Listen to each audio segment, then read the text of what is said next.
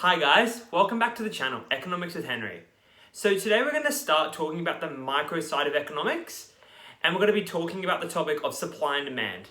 So in this YouTube video, we're going to be talking about the economic model of supply and demand, the law of demand, law of supply, factors affecting demand, factors affecting supply, and what the market equilibrium is.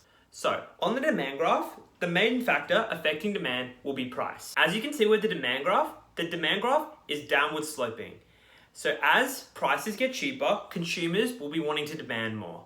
As the prices fall, which see the demand increase, this goes back to the law of demand. So in the law of demand, there are two really important things that need to be spoken about. So one, if every factor is held constant, when the prices fall, quantity of demand will increase. And second of all, the ceteris paribus condition. So the ceteris paribus condition is that when analyzing two variables, such as price and quantity demand, other variables need to remain constant. If the ceteris paribus condition isn't followed, the quantity demand will change. This will see the curve either shift to the left or to the right.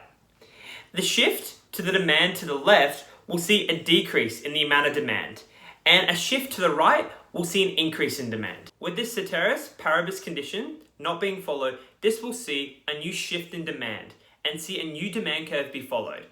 So either it will go to the left and become D2 with less demand, or to the right, D2 with more demand. This will see a new demand curve, and it won't see a movement along the demand curve line. So you're probably wondering now, what factors could increase or decrease the demand of goods and services? Well, there are a couple of factors that come to mind. Firstly, there is the substitution effect. The substitution effect will be when there is a change in the quantity demand of a good or service which has occurred due to a change in price. This will see a good become less expensive to other goods and services which are a substitute. When I think of two goods that could be substitutes of one another, I think of National Confectionery Company and Allen's Lollies. These two companies are two of Australia's largest confectionery companies. So I want you to imagine if the National Confectionery Company dropped their prices on lollies. If the National Confectionery Company dropped their prices on lollies, so it was less expensive than Allen's Lollies, their demand would increase as their prices are less expensive in comparison to Allen's. Therefore, with the demand of National Confectionery Company's lollies increasing, this will see a shift to the right for their demand, as more people will want to buy their lollies as their prices are less expensive. So with this example of the National Confectionery Company and Allen's Lollies, I want you to think of an example with the iPhone. So let's imagine that the price of the iPhone has increased in price. Do you think the amount of apps now that will be purchased by that new iPhone user will increase or decrease? As the iPhone now has cost more money than it originally has, the amount of purchasing power will have decreased. As this is the case, this will see the amount of apps being bought on the App Store be less. As a result of less apps being bought on the App Store, this will see the demand of apps shift to the left, which will see less of a demand to be purchasing apps. The income effect is where there is a change in the quantity demand of a good or service. This has occurred due to the change of a consumer's income, or which is otherwise known as purchasing power. When we talk about the income effect, there are two goods that we like to talk about. There's the inferior good and there's the normal good. As the income increases of a consumer, they will be purchasing more of the normal good, which will see the normal good demand shift to the right. However, if the income of a person decreases, this will see less of a normal good being purchased. And for an inferior good, this is on the opposite. So, if the income increases, this will see a shift to the left for demand. However, if the income decreases for a consumer, inferior goods will increase in demand and shift to the right. The income and substitution effect are the two main factors which can influence the amount of demand that a consumer is having.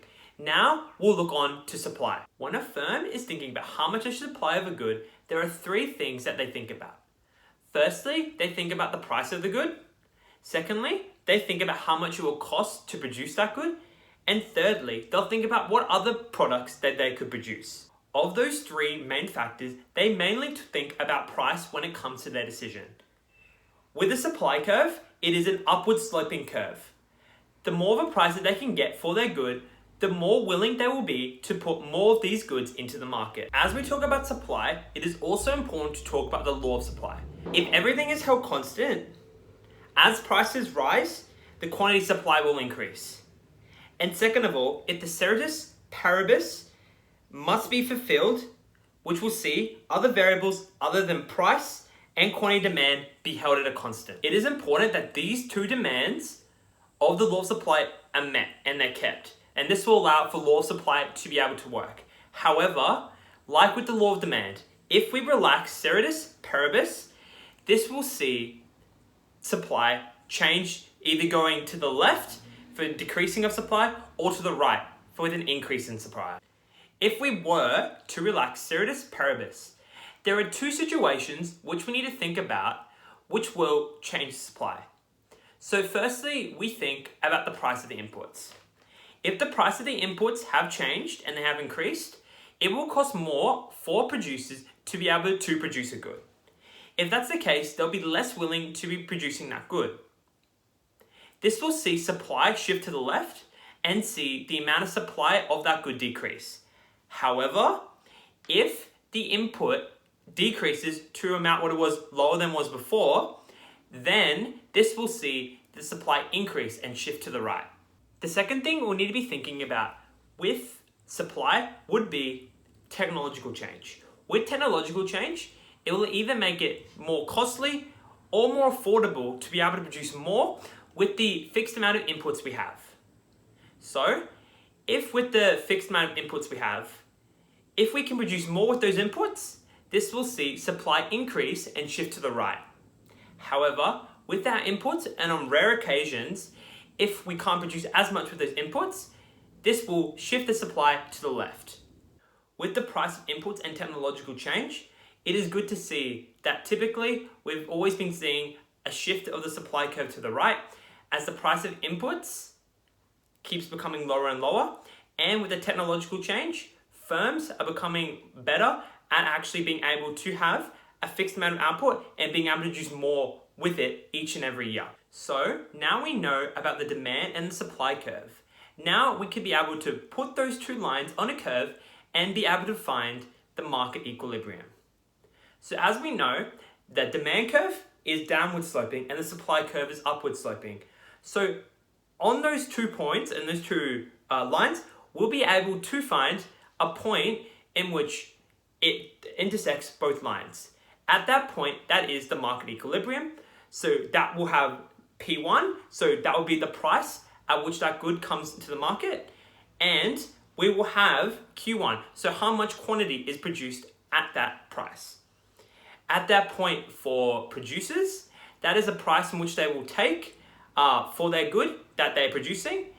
And for consumers, that is a price which X amount of quantity will be produced and which people will pay for that good. With this graph now, we can now see there could be a shift to the right for demand, there could be a shift to the left, there could be a shift to the left for supply, and there can be a shift for the right in supply. So now you can be able to draw a graph, and it should be quite understanding now as to how this market equilibrium works. So I'm gonna leave the video here, guys. I hope you've had a good basic understanding as to how demand, supply works, how the economic equilibrium works, and this is really important to know. So I hope you guys had a good video, and I'll see you in the next one.